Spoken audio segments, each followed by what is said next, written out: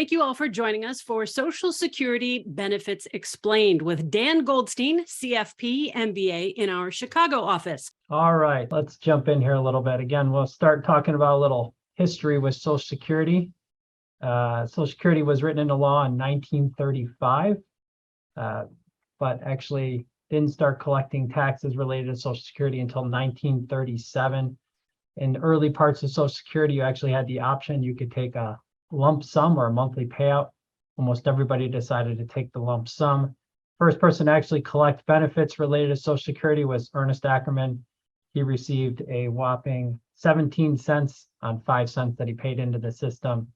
The first monthly check was actually issued to Ida Mae Fuller, and she paid in a total of $24.75 into the system for years 1937, 38, and 39.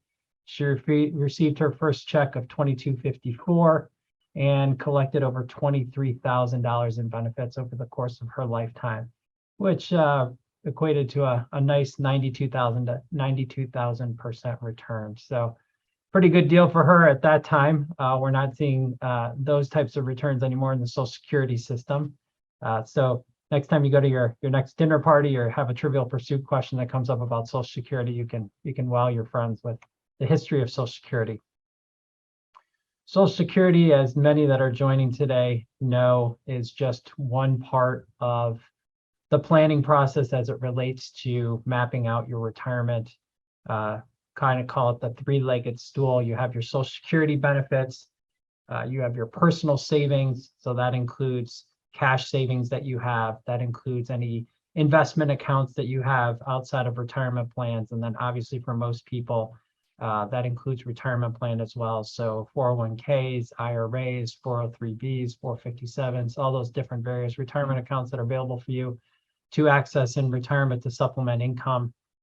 Pension is still around for teachers and government workers, and some private companies. We're seeing that phased out more and more. But it's important to understand kind of where Social Security fits into the available resources that you have, and taking Social Security when you're eligible to take it. That decision comes around some of these other options that you have and some of these other resources that you have. Benefit factors. So if anybody wondering how your Social Security benefit is actually calculated, here are the factors that are used to calculate that benefit. Obviously, age is very important. Earnings, both what you've earned up to this point and potential future earnings before you start taking Social Security. Spousal earnings, widower status, marital status, both your current marital status and if you've been married in the past, disability, and pension. Obviously, if you're eligible to take a pension, depending on what type of pension that is, that could affect your Social Security benefit as well and the dollar amount you receive. As we talked about, Social Security is part of that three-legged stool, but is a big part of that three-legged stool. Nearly 9 out of 10 people ages 65 and older are receiving some sort of Social Security benefit. And then to dig into these percentages a little more, almost a quarter of married couples and almost half of unmarried couples. Social Security makes up 90% of their income. So a quarter married couples and almost half of unmarried couples, Social Security is most of what they're getting as far as retirement income goes to cover their expenses.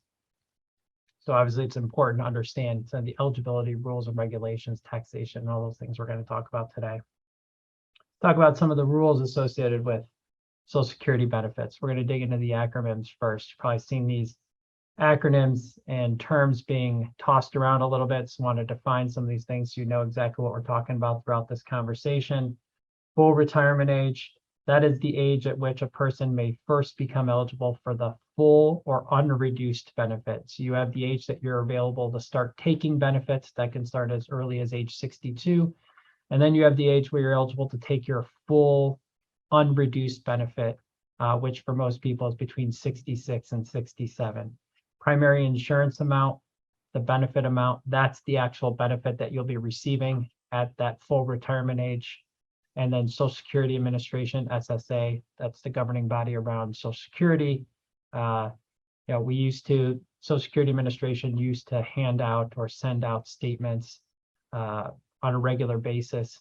Now they allow you to go to the socialsecurity.gov website to look up your benefits. We're going to take a look at, in a couple slides here, what a statement looks like from the Social Security Administration. You also see on your paychecks, I'm sure many of you know about the term FICA. That's the taxation, that's the revenue collection mechanism around Social Security and Medicare. So that's the percentage that's taken out to your paycheck to fund the Social Security and Medicare benefits. In understanding some of the rules and regulations around collecting benefits, obviously one of the most important things to understand here is the age that you're eligible.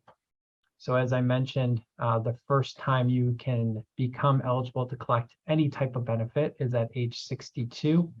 And then the age that you collect your full benefit is going to be slightly different for each person, anywhere from 66 to 67 years old. Obviously here in the leftmost column, you can see by birth year what your full retirement age is. And then in the middle column here, what your reduced benefit would be if you took it early. So for those that have a full retirement age of 66, they can start taking their benefit at 62 and get a 25% discount or reduction in their benefit. For those that have a birth date of 1960 or older, their benefit or full retirement age is 67, and their reduction or reduced benefit at 62 is 30%. So obviously, a lot of different factors that go into deciding when you take your Social Security benefit, but it's important to understand, depending on when you decide to take the benefit, what benefit you're eligible for and what future benefits you may be giving up by locking into a reduced benefit. Again, as I mentioned a couple of slides ago, Social Security Administration has stopped sending out paper statements. Instead, they direct you to the Social Security SSA.gov website. This is what a typical statement looks like when you log on to the website and go into your benefits record or your benefits statement. You can see on the left here your earnings record. So it'll show you all of your earnings to date. Here on the right, it tells you what your full retirement age is, what you would receive per month at that age, and that what you would receive both as an enhanced benefit if you were to wait to age 70, and what you would receive as a reduced benefit if you were to start taking your Social Security benefit as early as age 62. And then you can obviously see here with the table just below the dollar amounts associated with all the different timeframes that you would decide to take Social Security. Obviously, there's a lot of factors in go into that decision. We'll dive into a few of those later on, but this gives you a clear sense of what you're eligible to get based on what your earnings are so far and what they may be in the future. I thought this was kind of an interesting pie chart. So poll people to get a sense of when they believe they will start taking Social Security. So these are people that are approaching retirement, have not started taking Social Security yet. Hold them to get a sense of when do they believe they will start, or when would they like to start receiving their Social Security benefit. Obviously, the idea is to try for most people to get to that full retirement age and even to that age 70 to get the enhanced benefit. As you can see here from the poll, over about half the people think that or believe that they would start collecting their Social Security benefit at full retirement age or later in order to get that full benefit, and in some cases that enhanced benefit. So in that going into retirement, people think, yeah, I want to try to get as much of that Social Security benefit out of that benefit as I can. So what actually happens when they enter in retirement? Do expectations meet reality? Here's the next pie chart that shows what actually happens for people once they enter retirement. And as you can see here, the numbers look very different. So as you saw in the previous pie chart, we had close to 50% of the people thinking that they'd take their benefit at full retirement age or later.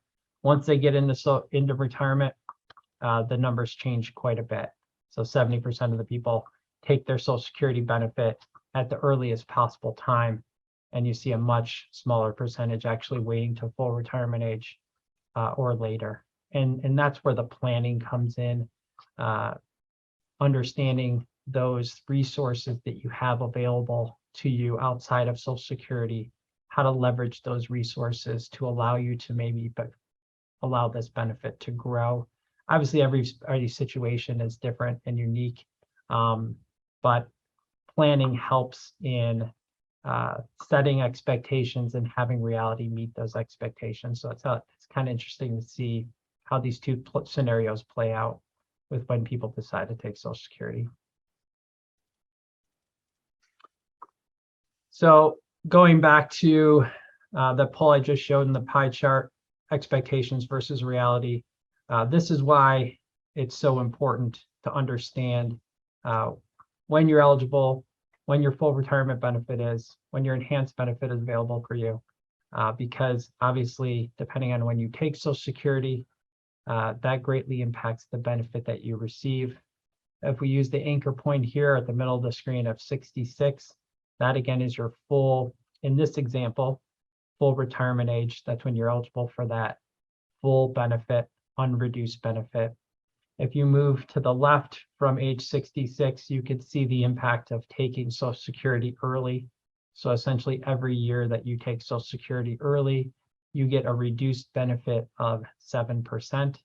And if you were to take Social Security at the earliest possible time, age 62, you'd actually see a 25% reduction in your Social Security benefit throughout your lifetime. We'll show you later on in some strategies as they play out what kind of effect that could have on the total benefit that you receive throughout your lifetime. On the flip side, if you were to wait, again, full retirement age in this example is 66. If you were to wait past 66, every year that you wait, you essentially get an 8% increase in the benefit. So if you're to wait to age 70, you can receive up to a 30% increase or enhancement to your full retirement age benefit. Now, again, it's not as simple as just waiting to age 70. There's longevity and health that comes into this. There's other mitigating circumstances around finances and resources you have available, but that just gives you some sense and idea of the impact that taking Social Security could have with a reduced benefit, and then also waiting to take Social Security to age 69 or 70, how that could help you with an increased benefit. Talked about this a little bit already, but the decision around when to collect comes down to some factors around working. Will you work full-time, part-time before full retirement age? Longevity is a big factor. Obviously, your health, your current health expectations around your retirement timeframe, and that'll play into when you decide to take Social Security. And marriage status, are you married? What's the age difference? Whose benefits that you can collect on? All those things and many more factors come into when is the right decision or when it makes the most sense for you to start collecting Social Security.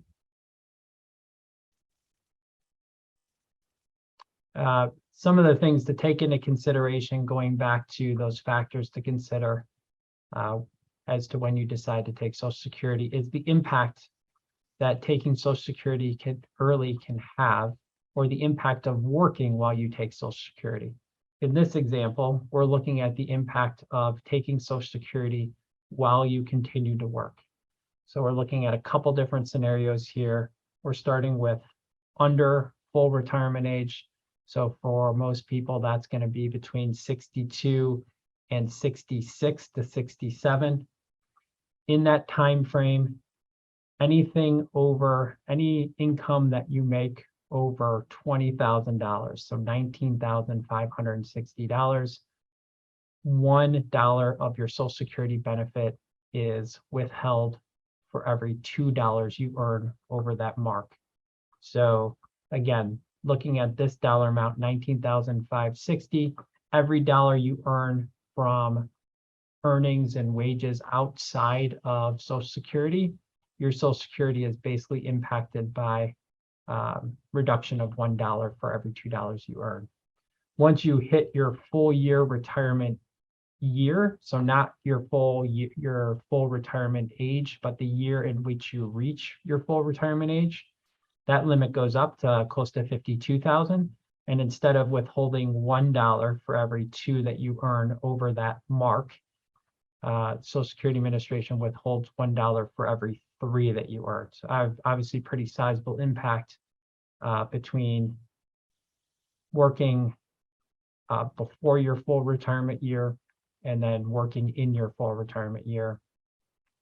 Anytime you reach your month of full retirement age, so that month you turn between 66 and 67, depending on where you were born, there's no limits and there's no penalties on any other money that you earn from any other sources, earnings and wages.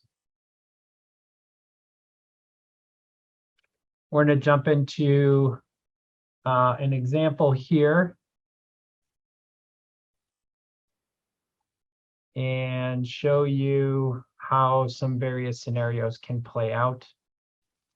We're using the example here of David and Carol. So both have a full retirement age of 66. David is a high wage earner. Carol is a lower wage earner. We're going to run through a couple different scenarios showing how various strategies play out and the total benefits that they receive over their lifetime. So again, let's start by looking at the spousal benefit. So in this example, again, full retirement age for David and Carol is 66. David has a full retirement age benefit of $2,200 per month. Carol is $600 per month. And the spousal benefit is 1/2 of David's benefit.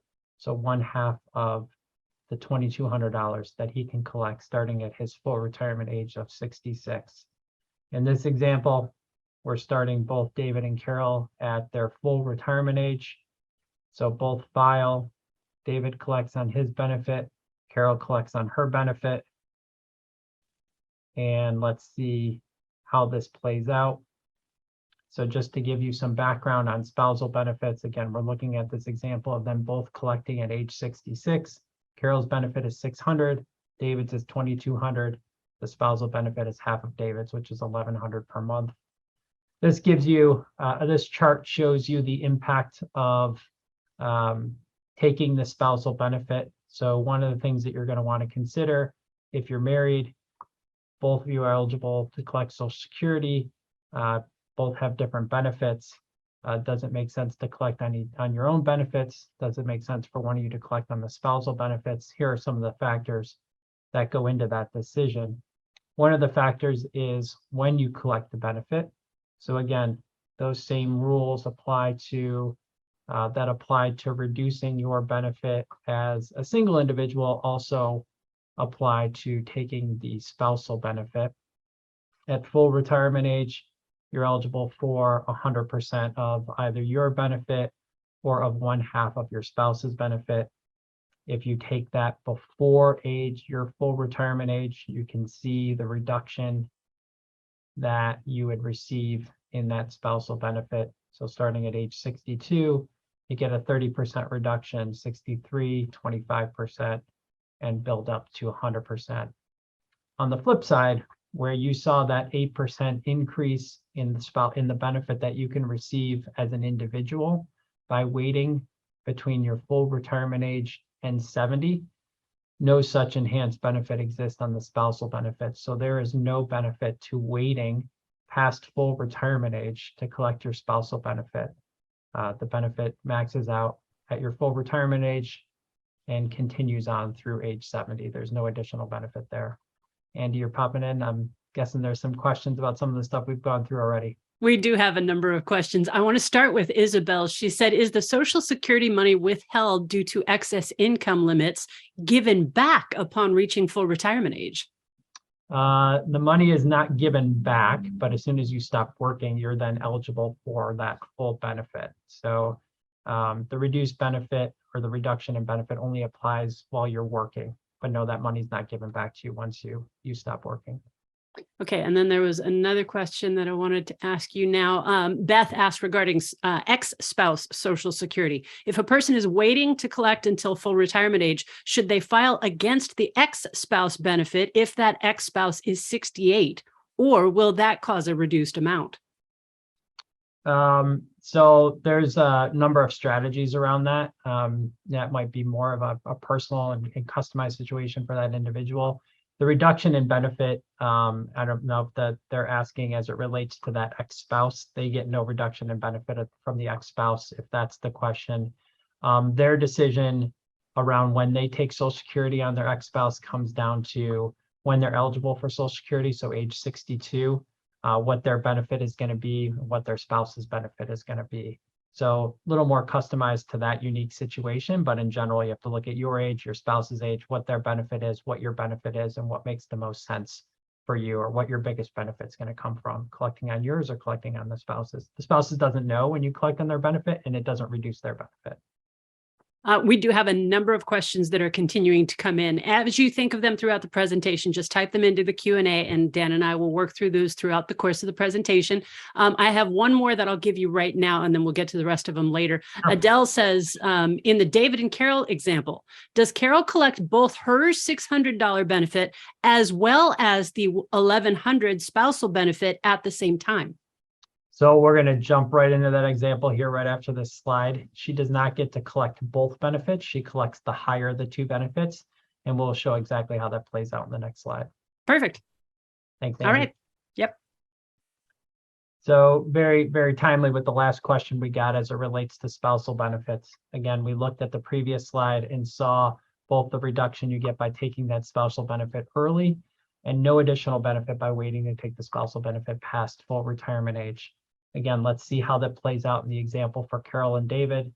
As background, remember, David has his full retirement age benefit at $2,200 and Carol's at $600 per month. If she were to take early, she gets a 25% reduction on her own benefit. And then, as you can remember from that previous slide, she actually gets a 30% reduction on David's benefit, on her spousal benefit. So 25% reduction on her own, 30% reduction on David's benefit. If she waits to full retirement age, she gets her own benefit of $600 per month. That's her full retirement age benefit. And she gets another benefit, which equals a total to half of his benefit. So David's full retirement age benefit is $2,200 per month. Half of his benefit is $1,100 per month. And you can see how the Social Security Administration splits up that benefit. You take your own full retirement age benefit. In Carol's case, that's $600. And then you take an additional benefit to get to that $1,100, or half of your spouse's benefit. As I mentioned in the previous slide, there's no additional benefit to waiting past full retirement age to collect on your spouse's or to collect your spousal benefit. So in this example here, although Carol's benefit does grow by that 8% per year for a total of 32% by waiting from full retirement age to age 70, her spousal benefit is reduced such that that total still remains $1,100. So again, just to play out that example, no additional benefit to waiting. And to provide some further background here before we jump into more questions, you cannot start collecting on your spouse's benefit until they file for their Social Security benefit. So this works in this example. David has filed at age 62, or David has filed their full retirement age, or age 70. You can't collect before your spouse files. This is getting people really excited to get some Yeah, answers. I imagine this is I think there would be no shortage of questions around Social Security. And there's a very good chance, because we do have a couple hundred people on this webinar today, that we are not going to be able to get to all of your questions, but you can email them to info@purefinancial.com if you don't get an answer today. And we will also tell you how you can get a one-on-one analysis of your Social Security when we come closer to the end of the presentation. Ed says, if the working spouse is younger than the non-working spouse, for example, 5 years, would it make sense for the working spouse to take the benefit at 62 when the spouse will be 67, full retirement age? Makes sense for the younger working spouse to take their benefit at 62. Yeah, I think that's more of an individual situation. I think you have to identify kind of what your full retirement age benefit would be, what your spouse's benefit would be, and then what would the benefit of taking it early be. We have seen, there's many strategies around Social Security. So situations where you can collect your right, you get a 25% reduction on your own benefit by starting at age 62. If your spouse is 67, you're going to get that full benefit on the spouse, but you're going to get the reduced benefit on yourself. So again, you got to look at what makes the most sense for you. But in this situation, you get full retirement spouse, reduced benefit for yourself. Jeff says that he and his spouse are reaching full retirement age 4 years apart. Can a married couple take benefits independently if one spouse's benefit is higher than half of the other spouse? Yeah, you evaluate what your benefit would be, what your spouse's benefit would be. And for the higher or the lower wage earner, you basically look at your spousal benefit, which would be 1/2 of the higher wage earner's benefit, or your own benefit. If your own benefit's higher, obviously you want to take your own benefit. If your spousal, 1/2 of the spousal benefit, if that's higher, you'd want to take the spousal benefit. Okay, at the moment, I think we've answered all the questions that are relevant to this part of the presentation, Okay. so I'll let you get back into it. Glad this is spurring some good discussion here. We're going to jump in and talk a little about survivor benefits. So we talked about individual benefits, we talked about spousal benefits. Now let's talk a little about how survivor benefits may differ a little from the spousal benefit and how all this kind of comes together. So you look here on the right-hand side of the screen, we're using that same example, full retirement age of 66 for both David and Carol. David's benefit 2,200, Carol's benefit 600. And one of the decisions around in our previous slide is, let's take advantage of that spousal benefit because that spousal benefit is higher than what Carol's taking. But Carol does also have the opportunity, if her spouse, in this case, David, passes away, to jump up and take the survivor benefit. So in this example, again, David's full retirement age benefit is 2,200. He takes it at 63.5, so 63 and 6 months. So he gets a small reduction in benefit from that full retirement age benefit. So instead of 22, he gets 1,833. He passes away, collecting that benefit. Then Carol's benefit jumps up to that 1,833. So it stops collecting on hers and starts collecting on that 1,833. She doesn't get both benefits. She gets the higher of her benefit or the survivor benefit. Another example down here, David waits, collects at age 70, so gets that enhanced benefit, which increases his benefit by 32% from what he would get at age 66. He passes away, and again, Carol has the opportunity to jump up and take his survivor benefit versus continuing to collect on her benefit. Don't get both of those, you get one or the other. In this case, it makes sense for Carol to take the survivor benefit because it's higher. Felicia we do have a couple more spousal benefit questions, and I just want to get these cleared up. Sure. Felicia says, can you take the spousal benefit of your current husband and your ex-husband at the same time? You cannot, one or the other. And then Gurkamal says, I'm still confused. Do I have to wait until my husband retires to file for spousal benefits? And are spousal benefit percentages less based on when the spouse retires?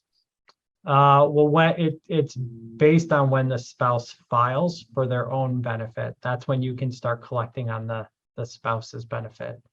So your spousal benefit is tied to that spouse, and that benefit does not start till the spouse files for their own benefit. Depending on when that spouse files and starts collecting is going to determine what your spousal benefit is. So if your spouse starts filing and collects at full retirement age, you're going to get that full spousal benefit. If they start collecting early, you're going to get a reduction in that spousal benefit. Michelle says, what if the spouse dies before claiming benefits? If the spouse, then you would collect the survivor benefit, but not till you reach eligible age. So at earliest age 62. And then JC says, I am a widower at age 60. I was told I could collect my spouse's Social Security benefits at my age 60, but now they say no because I make too much money. Does this sound correct? Can I collect her Social Security? That's more of an individual situation. I mean, if she was told no, then my guess would be that she can't do it. But that's one of those situations where want to better understand the entirety of her circumstance and her finances, to know why she's getting the response that she's getting, and work, and what, if any, opportunities there is to work around that. Okay. More questions? I'll hold them until later. Okay. So we're going to run through an example here and show you a couple different scenarios of David and Carol taking their own benefits, taking the spousal benefit at different ages, and how that plays out over their lifetime. In this first example, again, we're using the same numbers. David at full retirement age gets their $2,200 per month. Carol gets $600 per month. David lives through age 75. Carol lives through age 82. So in this example, they're going to start collecting early, start collecting at 62. So David collects 62 at 62, which means he gets a 25% reduction in his benefit. That 25% reduction over his lifetime equates to about $277,000. Carol, she collects that reduced benefit, her individual benefit. So instead of $600, she gets a 25% discount to $450 per month. And she collects that through age 82. So that total benefit equals $75,600. And then she collects that spousal benefit also of $350. So the way this plays out, David's reduced benefit is $1,650. Carol's individual benefit is $450. That's a 25% reduction. Her spousal benefit is $350. Again, that's a 30% reduction because they're taking at age 62. The spousal reductions are slightly higher than the individual reductions. And then once David passes away at age 75, as we discussed earlier, Carol has the option to jump up and take the survivor benefit, which is higher than what her current benefit is, what her spousal benefit would be. So this shows them taking their benefits to age 75, and then Carol jumping up and taking that survivor benefit between 75 and 82. You can see how this is laid out here. David's benefit, $277,000, Carol's $75,000. That additional spousal benefit, which is the $350 per month. And then once David passes away, Carol gets that survivor benefit, total benefit of $550,000. So a couple different things here. Individual benefits, Carol collecting the spousal benefit because it's in her best interest to do so, and then jumping up to the survivor benefit because it's higher than what she's currently collecting once David passes away. We're going to show this similar example, but we're going to show at full retirement age instead of that reduced benefit age of 62. So same examples that we've been using, same time frame for retirement. David passed away at 75, Carol at 82, but we're going to start collecting benefits at full retirement age instead of 62. David collects his full retirement age benefit of $2,200 per month from 66 to 75. Carol collects her full benefit of $600 per month, and then Carol gets that $500 benefit. The $600 plus $500 equals half of David's benefit. So they're collecting these benefits from 66 to 75 when David passes away. And then again, Carol's going to jump up and take that survivor benefit because that $2,200 is higher than what she's currently collecting, $1,100. So I see how this plays out down below. Both starting at age 62, they get $550,000. If they wait till age 66, they get $580,000. So again, you're balancing waiting in order to get that full retirement age benefit versus waiting 4 years to collect that benefit. So the dollar amounts over their lifetimes is not that much different. 30,000 is a nice chunk of change. But if you think about, again, all the decisions that go into when you decide to take Social Security, you're giving up 4 years of income in order to get an extra $30,000 over the course of your Social Security benefit. A lot of this comes into longevity and health. Nobody has a crystal ball, what their health and longevity is going to be. But you can see the impact of some of these decisions and how they play out. Let's keep going with this example. Now let's look at waiting for the enhanced benefit. and showing the impact that that has. Again, same parameters, David to 85, Carol to David to 75, Carol to 82.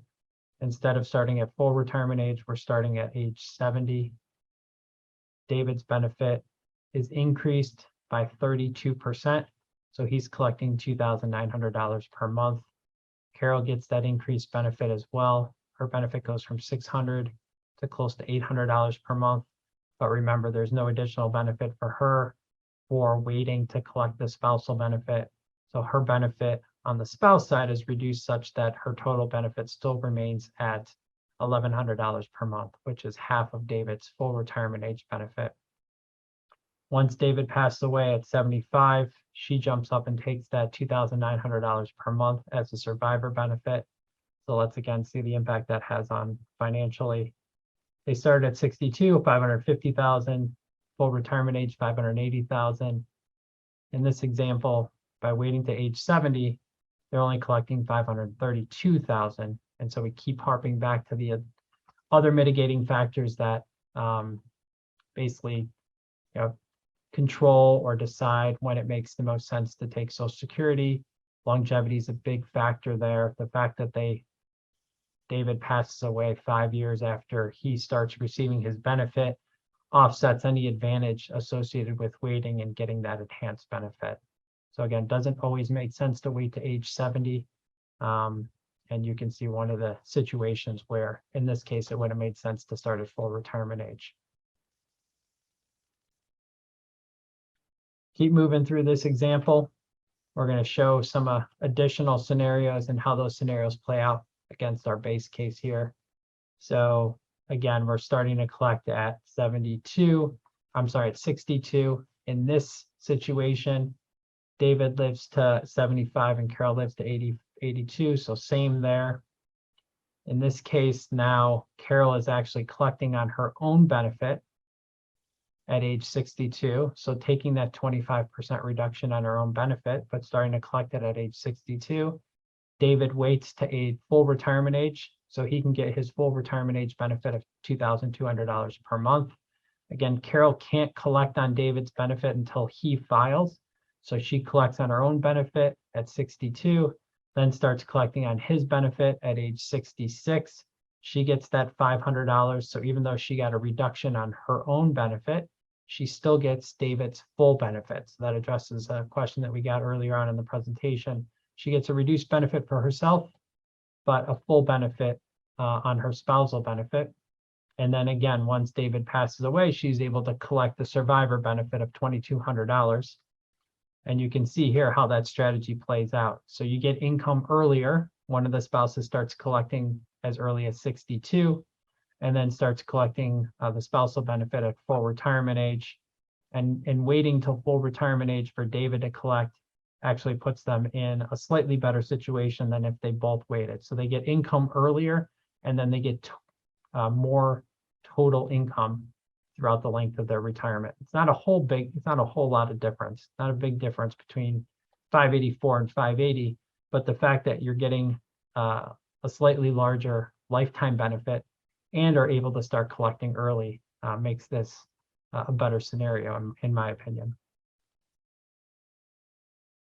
We're going to keep playing this out, and we're going to actually look at how longevity can affect the lifetime benefit for Social Security. So in the first scenarios, we showed David living to 75, Carol living to 82.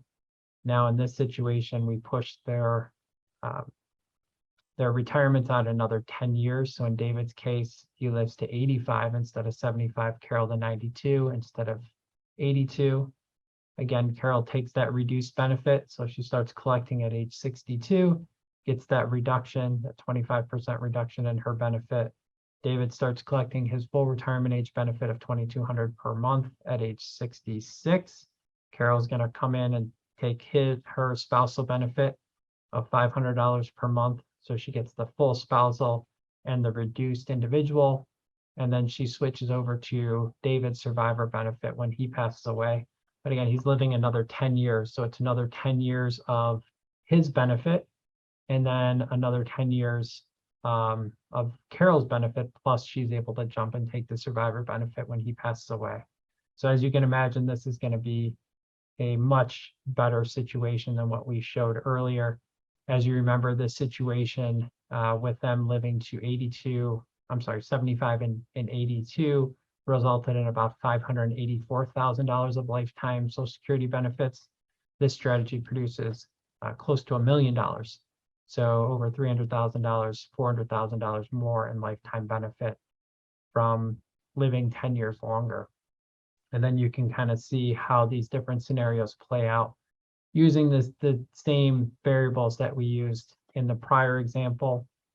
They both live 10 years longer and both start collecting at 62.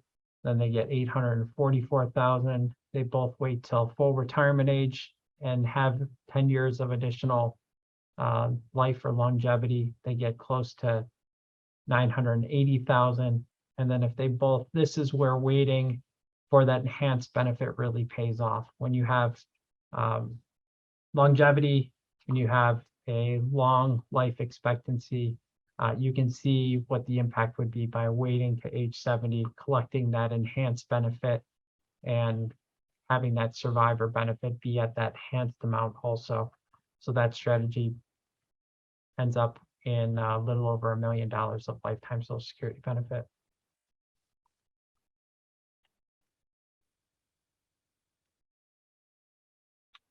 I'll stop there for a second. I don't know, Andy, if we're in good shape, if there's anything that you want to pop in and ask, happy to do so at this moment. Yeah, let's do that. I have one more question that's relevant to what you've already covered. Jeff says, when calculating the true benefit, should I assume a compounded amount based on the current published amount plus a cost of living increase each year?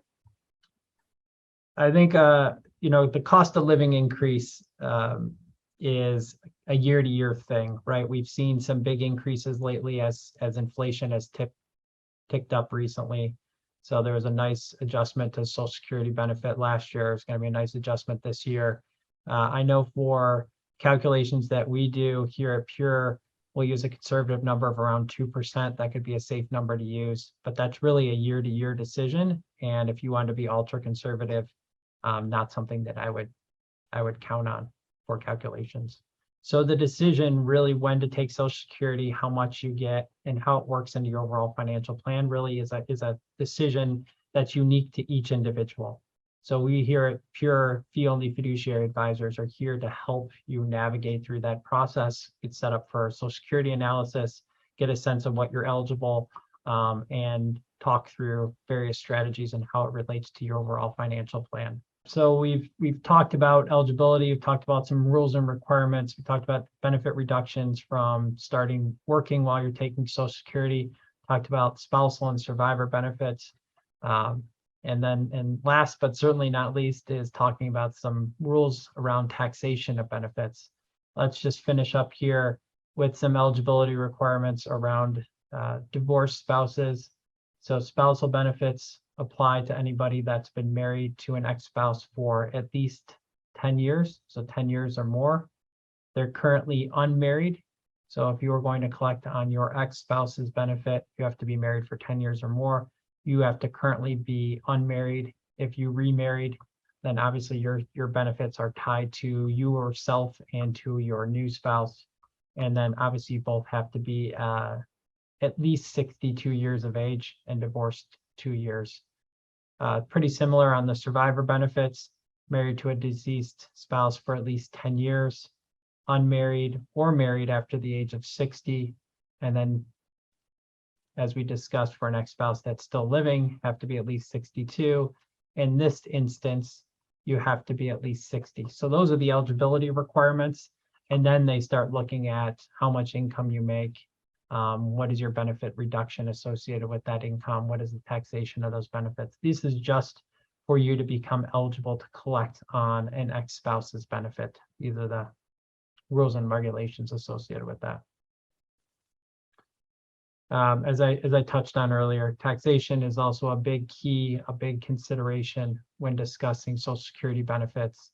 So we're going to touch on that here a little bit now. Provisional income. This is essentially how the Social Security Administration calculates income that would be subjected to taxes. So Social Security that's subjected to taxes, this is how they calculate the income and how much of your Social Security ultimately is subjected to tax. So not taxed, but subjected to taxes, comes down to total income using this provisional income formula. So again, the formula follows 50% of your Social Security benefit. So it takes half of your Social Security benefit. It then adds ordinary income. Ordinary income can be income from you as a wage earner. It could be income that you're collecting from various retirement sources that's counted as retirement income. So tax deferred assets, 401k, IRA, 457, those types of assets. Dividends and capital gains. So those are going to be interest and income that comes off of your investment portfolio that may sit outside of a retirement plan. So think about brokerage accounts, stock and bond portfolios that aren't in a IRA, 401k, 457, 401a, those types of shelters. So they sit outside of your retirement accounts. And then non-taxable interest. Let's just kind of walk through some scenarios here and show how this formula plays out. We'll look at the middle column here for married filing jointly. The first 32,000 of income using that formula that I described above is not taxable. So if you earn less than 32,000 from those income sources that I described, then none of your Social Security benefits going to be subjected to tax. From 32,000 to 44,000, up to 50% of your Social Security benefit will be taxed.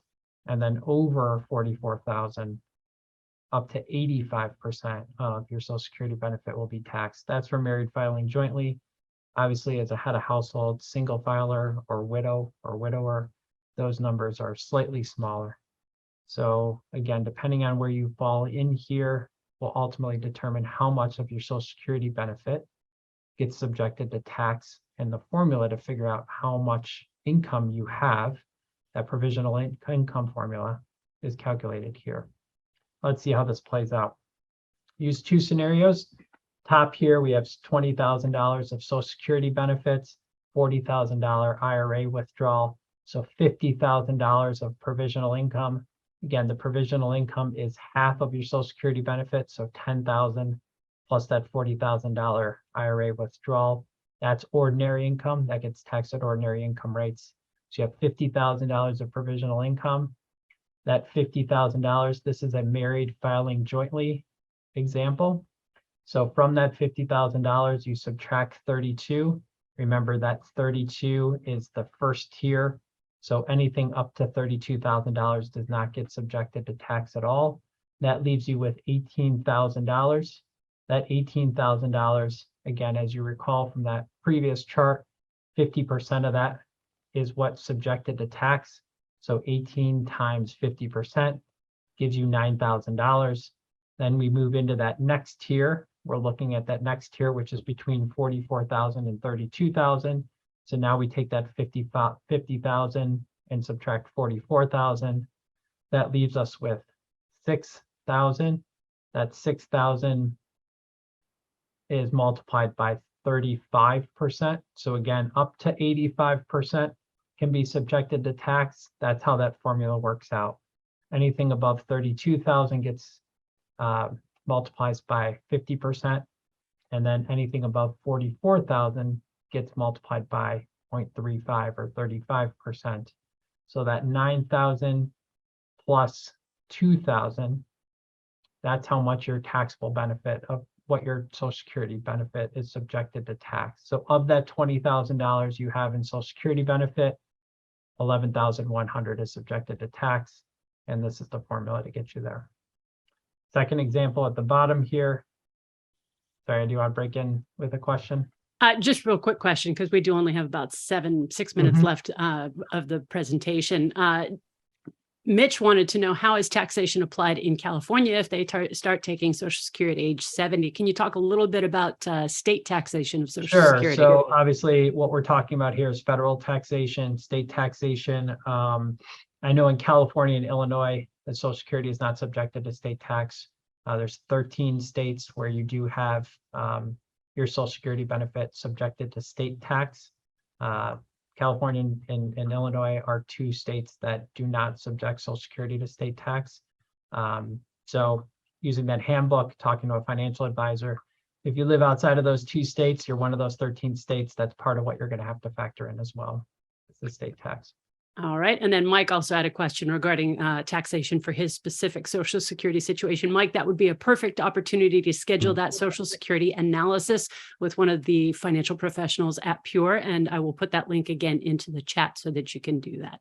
And then our next question is actually, Social Security Administration has noted that we will likely only get 78% of what's due starting in 2035. How does that factor into your recommendations for people? Talking a little bit about the future of Social Security. Yeah, we actually have a slide on that just after this. So we can Perfect. talk a little bit about the future of Social Security after we finish this example. All right, sounds great.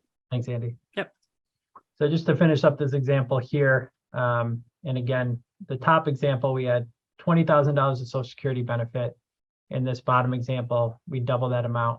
So the total amount is the same. We're showing $60,000 of income here, $60,000 at the top, but the categorization of that income is different. So $40,000 Social Security income, $20,000 from IRA withdrawals. The provisional income is $40,000 now instead of $50,000. Remember, it's 1/2 of your Social Security benefit. So in this case, it would be $20,000 plus $20,000 IRA withdrawal, leaves you with $40,000 of provisional income. Let's run it through the formula. That $40,000 minus that first tier, that $32,000 that isn't subject to tax at all, leaves you with $8,000. Multiply that $8,000 by 50%, you get $4,000. There's no additional money. There's no additional amount from Social Security above that threshold. So again, because of the categorization of the income is different here, ultimately the provisional income is different. And because of that, the total amount that's subjected to tax, or total amount of your Social Security benefit that's subjected to tax, is $4,000 in this example versus $11,000 in this example. So just even with the same amount of income, the categorization of that income can greatly affect how much taxes you pay or how much of your Social Security is going to be subjected to tax. Talked about, got a question just now about the future of Social Security. So the trust, the Social Security benefits trust, the Old Age and Survivors Insurance Trust Fund. 2033 is when it's anticipated to be depleted. 2035, number of Americans 65 and older will increase from approximately 56 million to 78 million. And in 2035, you'll also see that it'll take 2.7 workers to cover each Social Security beneficiary versus 2.3. So a slight uptick in the number of workers that it's going to take to cover each Social Security beneficiary.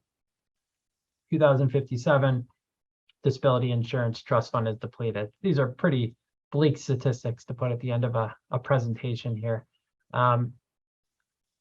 We've known for a while that the way that things are progressing with Social Security, that there'd be a point in the fund would reach kind of that tipping point where it would be difficult to maintain the benefits and to continue to pay out at the levels that we're paying out. But keep in mind, there are a lot of levers that can be pulled. One of the levers is increasing the percentage that we charge for the FICA tax. So the FICA tax, again, is the tax that covers Social Security and Medicare. Right now, that total is around 7.65% when you take those two pieces together. So they always have, government always has the opportunity to increase that amount. Right now, they capped the amount of your income that gets subjected to FICA to just under $150,000 per year. So there's always an opportunity to increase the amount of that cap and push it up past 150,000. it adjusts with inflation every year, but there's always an opportunity to push it up even more if need be. You can always adjust the eligibility requirements. So when you could start taking Social Security, you can adjust that bottom number at 62. You can adjust at full retirement age. You can adjust at enhanced benefit age. There are a lot of levers. I think some of the statistics make this look a little bleaker than it actually is. We always have some variables and levers that we can pull to maintain this Social Security benefit into the future. As you noticed, there is a lot that goes into Social Security, and it is a huge part of your overall retirement. Deciding when to take it and how to maximize your Social Security benefits is incredibly important. So we do really encourage you to schedule that Social Security analysis with one of the advisors at Pure.